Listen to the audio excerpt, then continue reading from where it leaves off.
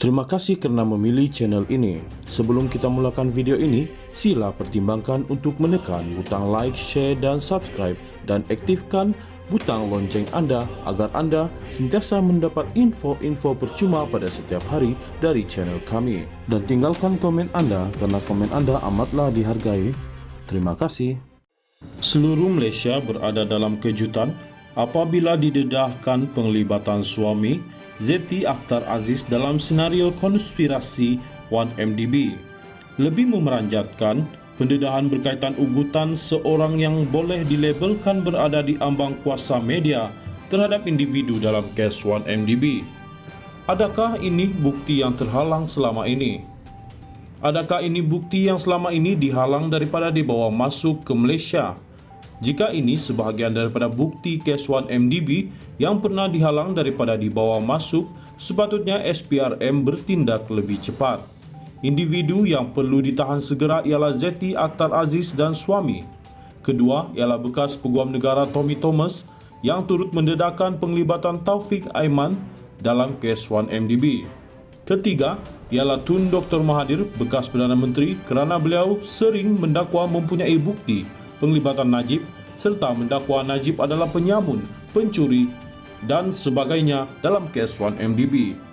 Penahanan mereka akan membawa kepada lebih banyak maklumat sebenar yang diperlukan bagi menyelesaikan kes 1MDB. Apa yang perlu dibuat ialah langkah pertama untuk menahan individu terbabit. Ibarat kesan domino, penahanan seorang individu akan membuat yang lain menggelabah sama dan sudah pasti tidak banyak masa diperlukan bagi mendapat kebenaran sebenar. Mungkin ketika zaman Pakatan Harapan memerintah, ada perintah agung bagi mengekang segala bukti dari dibawa masuk bagi kes Najib. Siapa tahu kewujudan tangan gaib tersebut? Jika tidak, mana mungkin seorang yang terlibat secara langsung dan mempunyai kepentingan politik dilantik sebagai Ketua Pesuruhjaya SPRM secara ad hoc. Teka-teki yang berpanjangan masih jauh dari diselesaikan, namun gambaran konspirasi serta konspirator yang terlibat secara langsung dan tidak semakin kelihatan. Ini antara sebab mengapa serangan terhadap Najib diberikan tumpuan sehingga menenggelamkan isu lain dalam PRN Johor. Bagi konspirator, apa sahaja perlu dilakukan dalam tempoh berkempen PRN Johor bagi mengelakkan kebenaran kes 1MDB daripada diketahui rakyat.